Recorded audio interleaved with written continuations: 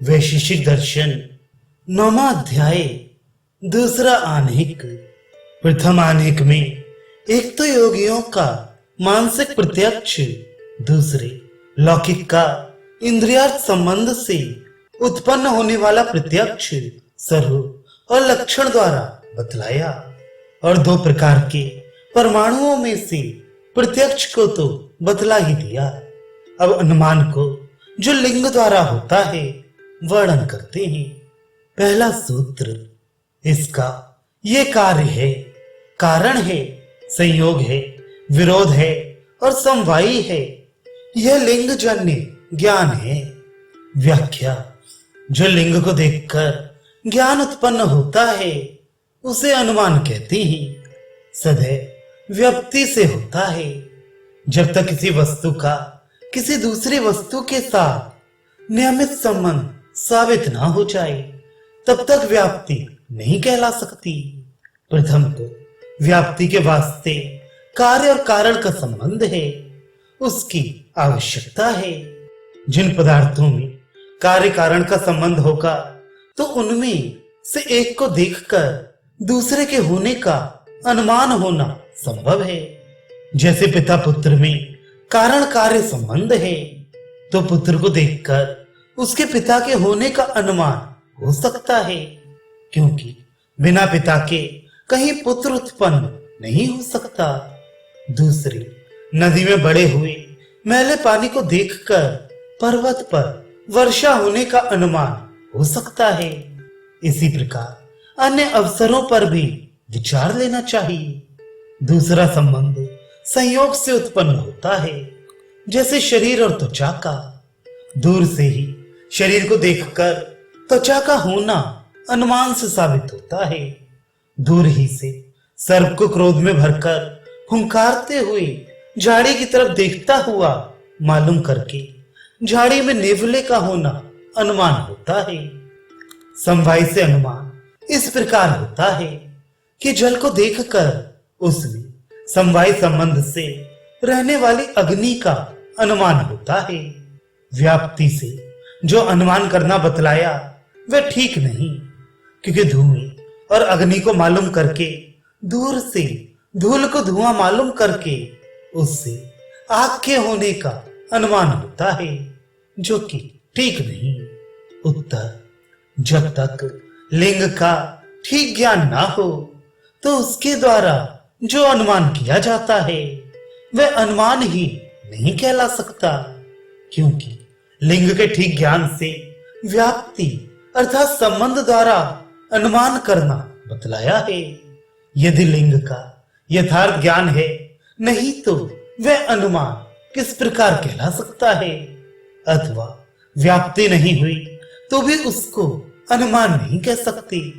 इस वास्ते इस उदाहरण से अनुमान के प्रमाण होने में कोई दोष नहीं आता।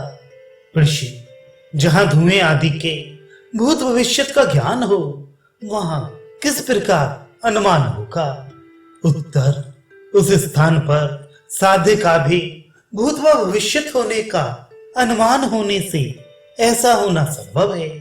ऋषि, जहां किसी रुकावट से धुएं आदि का वृत्तांत भूत व भविष्य प्रतीत ना हो वहां किस प्रकार अनुमान होगा। उत्तर, वहां अनुमान ही नहीं, क्योंकि वहां साध्य की सत्ता में ही संदेह है। ऋषि, पूर्वापर विचारने से मध्याह्न के समय जो धुएं का संदेह होता है उसमें अनुमान किस प्रकार होगा। उत्तर, उसी दिन के धुएं से उसी दिन की अग्नि अनुमान करने में ऐसे ही व्याप्ति अर्थात संबंध है। इस प्रकार के अन्य भी आक्षेप हो सकते हैं, किंतु या तो व्याप्ति अथवा लिंग ज्ञान में दोष होने की अवस्था में ही अनुमान में खराबी आ सकती है, वह अनुमान ही नहीं। इस वास्ते अनुमान के ज्ञान के यथार्थ होने में कोई संदेह ही नहीं। प्रश्न, उपरोक्त उदाहरणों से व्याप्ति है किंतु उससे अनुमान नहीं होता। जैसे समुद्र के चढ़ने से चंद्रमा की कला में विशेषता जल के कारण अगस्त सितारे का प्रकाशित होना, फूलों के प्रकाश से चांद चढ़ने का, 14 तारों के निकलने से दूसरे 14 सितारों के छिपने का, रस से रूप का या विशेष प्रकार के रस का अनुमान रस से किया जाता। दूसरा सूत्र इसका यह है, इस प्रकार कार्य कारण का संबंध अवयव से होता है। व्याख्या, इन धुएं आदि साधनों से अग्नि आदि साध्य का या अग्नि आदि व्यापक वस्तु में जो विशेषता ही आवश्यक है, कार्य कारण का संबंध आवश्यक नहीं। इस विचार को दूर करने के वास्ते प्रथम सूत्र में लिखे हुए कार्य कारण के संबंध को भी इस सूत्र में वर्णन किया। इस संबंध को नमूने की तरह उपस्थित करने से अन्य प्रकार के संबंध भी सम्मिलित हो जाते हैं। संबंध शब्द से अनुभव करने वाला अथवा पकाने वाला तात्पर्य है, और वह संबंध किससे मालूम करना चाहिए उसके संबंध में बतलाया कि अवयव से अवयवी के संबंध को ही मालूम करके अनुमान हो सकता है, और जो सीमा के गुण वाला है उसका तात्पर्य यह है कि जिसका किसी के साथ स्वाभाविक संबंध हो वह ही सीमा के गुण वाला हो सकता है। यह सीमा का गुण दो प्रकार का होता है, एक स्वाभाविक, दूसरा नैमित्तिक। वे किसी किसी प्रत्यक्ष में, साध्य में घिरे हुए ना होने से और किसी किसी अवसर पर साधन के घिरे होने का गुण विश्वास होने से, किंतु प्रत्यक्ष के विरुद्ध जो वस्तु इंद्रिय से अनुभव होने योग्य नहीं और प्रमाण से साबित है, जिनकी सत्ता में प्रतिषेध हो नहीं सकता, उनकी चार अवस्था ही। कोई कोई साध्य और साधन दोनों में व्यापक है, और कोई कोई दोनों में व्यापक नहीं है, और कोई केवल साधन और कोई साध्य में व्यापक है। उनमें से पहला साधन में व्यापक होने से और दूसरा साध्य में उपस्थित ना होने से, चौथा साधन में व्यापक ना होने से, यह तो नैमित्तिक नहीं किंतु स्वाभाविक मानना चाहिए। तीसरे में भी व्यापक का केवल उसी में व्यापक होना संभव ना होने से, दूसरे का केवल उसमें व्यापक होना किस प्रकार हो सकता है। यहाँ पर इस आक्षेप पर विचार करना चाहिए, जिसके स्वाभाविक और नैमित्तिक होने में युक्तियां बराबर हो अथवा हानि लाभ बराबर हो, उसे स्वाभाविक गुण ही ख्याल करना चाहिए।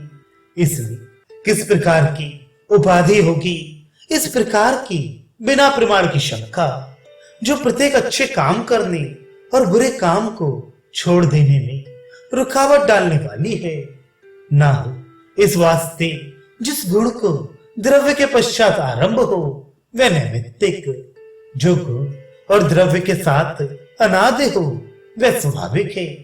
अव्याप्ति और नैमित्तिक का वर्णन करते हैं कि अनुमान दो प्रकार का है, एक स्वार्थ, दूसरा परमार्थ। प्रश्न, स्वार्थ अनुमान क्या है?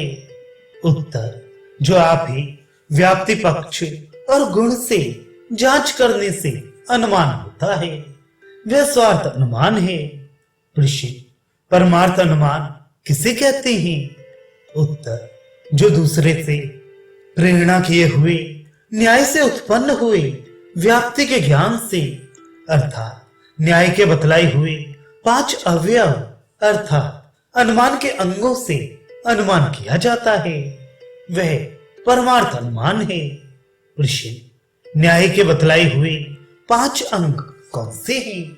उत्तर, प्रथम प्रतिज्ञा, दूसरे हेतु, तीसरे उदाहरण, चौथे अवयवी, जहां हेतु को प्रतिज्ञा में साबित किया जाए, पांचवें निगमन, जिसमें प्रतिज्ञा के हेतु की उपस्थिति को दिखलाकर प्रतिज्ञा के साबित करने का परिणाम निकाल दिया जाता है। जैसे कहा कि शब्द अनित्य है, यह प्रतिज्ञा अब उसका हेतु उपस्थित करता है कि उत्पन्न होने से यह उदाहरण दिया कि जिस प्रकार घड़ा उत्पन्न होने से अनित्य है, क्योंकि संसार में जो जो वस्तु उत्पन्न हुई है सब अनित्य है।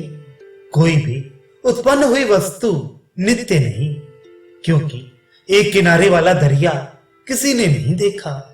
इस वास्ते जिसका आदि है उसका अंत भी है। इस वास्ते जो जो उत्पन्न हुई वस्तु हैं सब ही अनित्य हैं। पहले ये हो गया, अब दिखलाते हैं। चूंकि प्रत्येक उत्पन्न हुई वस्तु में अनित्यत्व रहता है और ये उत्पन्न हुआ है, इस वास्ते यह भी अनित्य है। इस प्रकार जो अवयवों से अनुमान किया जाता है वह परमार्थ अनुमान कहलाता है। और उसकी जांच में भी वाद, जल्प, वितंडा 3 प्रकार का शास्त्रार्थ होता है। शेष प्रमाणों का अनुमान में शामिल करना साबित करने के वास्ते दूसरा प्रकरण को आरंभ करते हैं। तीसरा सूत्र, इससे शब्दजन्य ज्ञान व्याख्या किया गया।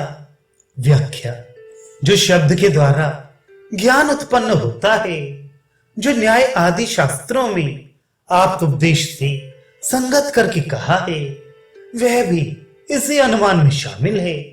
क्योंकि लिंग एक शब्द के अंदर आ जाता है। जिस प्रकार अनुमान प्रमाण व्याप्ति ग्रह अर्थात संबंध के मालूम होने से होता है, बिना व्याप्ति को मालूम किए नहीं हो सकता, ऐसे ही शब्द प्रमाण की शक्ति ग्रह अर्थात शब्द और अर्थों के संबंध के मालूम होने से ही साबित होता है। इसके बिना नहीं हो सकता, क्योंकि जब शब्द का अर्थ के साथ संबंध मालूम हो जाता है तब ही उस शब्द से वह अर्थ मालूम होता है। जिस प्रकार अनुमान 2 तरह का वर्णन किया गया है, ऐसे ही शब्द और अर्थ का संबंध भी 2 ही तरह से दिया जाता है। एक शब्द के अंदर जो अर्थ बताने वाली शक्ति रहती है, दूसरे लक्षण और व्यंजन आदि से। जैसे पहले किसी ने धूम के साथ अग्नि का संबंध पाकशाला में देखा हो, तभी वह दूर से धूम को देखकर अग्नि के होने का अनुमान कर सकता है। ऐसे ही जिसने शब्द और अर्थ का संबंध पहले गुरु से मालूम कर लिया है, वही इस शब्द से ठीक अर्थ मालूम कर सकता है। बिना इसके कोई नहीं कर सकता। जिस प्रकार व्याप्ति के ठीक ठीक मालूम होने पर और लिंग के केवल ज्ञान होने पर यथार्थ अनुमान हो सकता है, प्रश्न बहुत अवस्थाओं में एक ही वाक्य का अर्थ लोग अलग अलग समझ लेते हैं, किंतु अनुमान के अंदर क्या ऐसा संभव नहीं? उत्तर, वाक्य संयुक्त है। शब्द से यदि शब्द के ठीक ठीक अर्थों को समझने में किसी प्रकार की हानि हो तो उसका तात्पर्य दूसरा हो जाएगा। परंतु जो मनुष्य शब्दों के अर्थ और उनके संबंध सबको ठीक ठीक समझते हैं, उनके समझने में भेद नहीं होता। इसी प्रकार अनुमान में 5 अवयवों के विरुद्ध समझने से अनुमान विरुद्ध हो सकता है। एक शुद्ध और कई प्रकार के अशुद्ध मिलकर अनुमान से भी अलग अलग प्रमाण निकल सकते हैं। ऋषि वाक्य का अवयव शब्द तो कई अर्थों के साथ संबंध रखता है। जैसे सेंधव शब्द घोड़े को और नमक को व्यक्त करता है, परंतु अनुमान में 2 अलग अलग संबंध नहीं होते, इसलिए अनुमान के साथ शब्द का मुकाबला ठीक नहीं।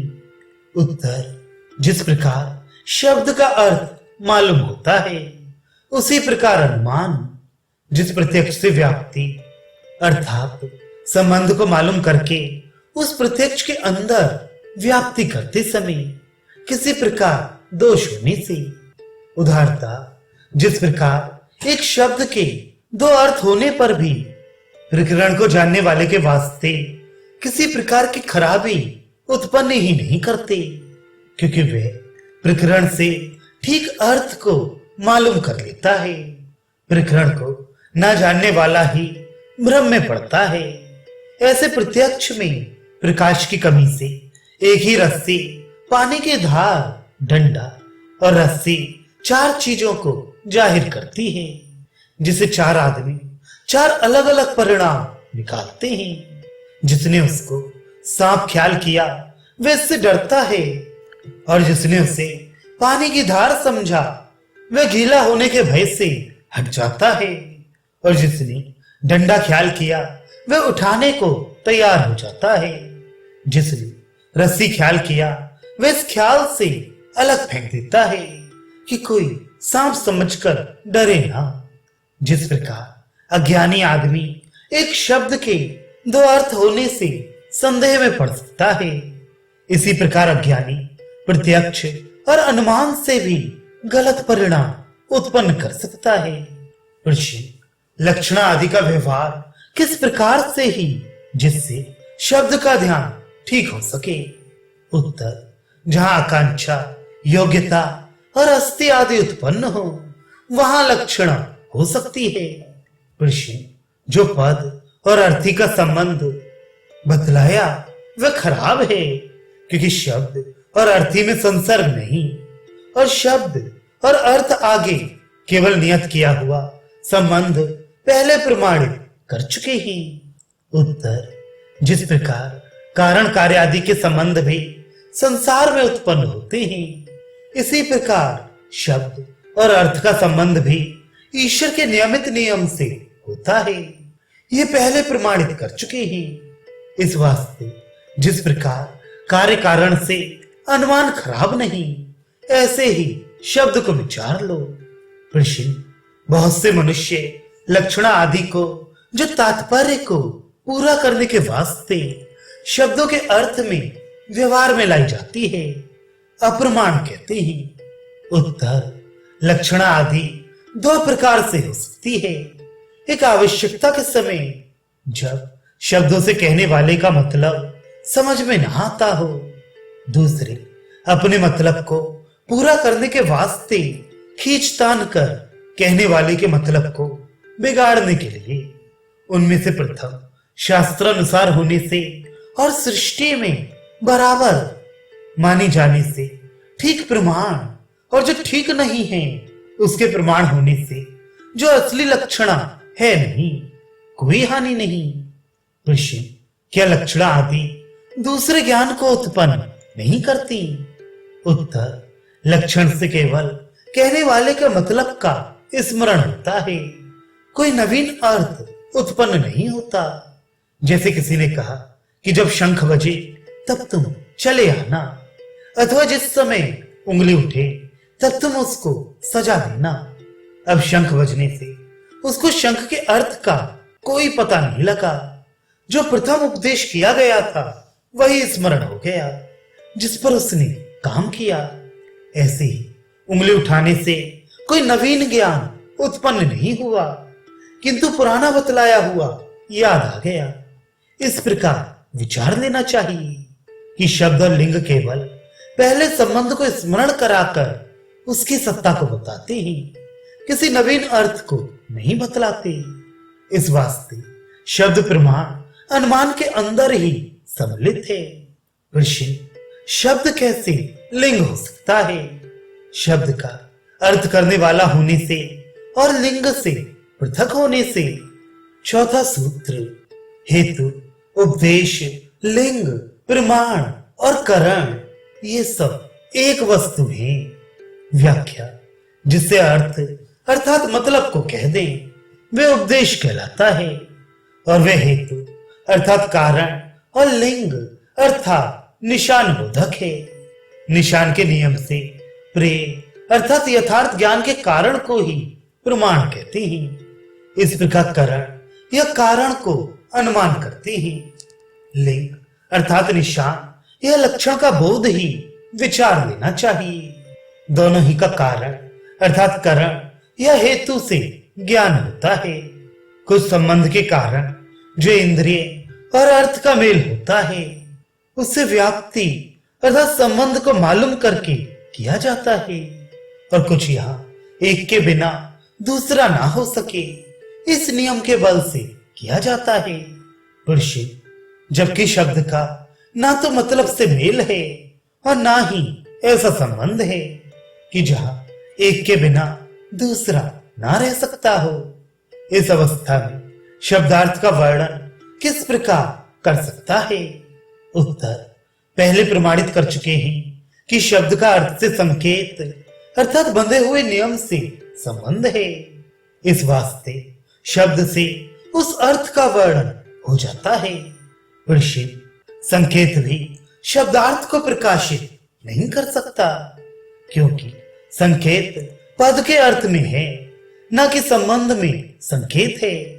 यदि कहो संबंध में भी संकेत है तो भी नहीं, क्योंकि संबंध अनेक प्रकार का होने से संकेत का जो विषय है उसकी सत्ता के यथार्थ ज्ञान न होने से। यदि कहो शब्द और अर्थों के संकेत के कारण वाक्यों का अर्थ भी मालूम हो जाता है, तो यह भी नहीं, क्योंकि दूसरे के संकेत से दूसरे की उपस्थिति से अति प्रसक्ति दोष होता है, अर्थात नियम भंग होता है। उत्तर जबकि वाक्य शब्दों का संग्रह है और संग्रह में वही गुण होता है जो उसके अवयव में होता है। इस वास्ते शब्दों के अर्थ जानने से वाक्य का अर्थ मालूम हो जाता है। इस वास्ते शब्द भी एक प्रकार का लिंग है जिससे उस अर्थ का अनुमान हो सकता है। अब उपमान आदि शेष प्रमाणों को अनुमान में सम्मिलित करते हैं।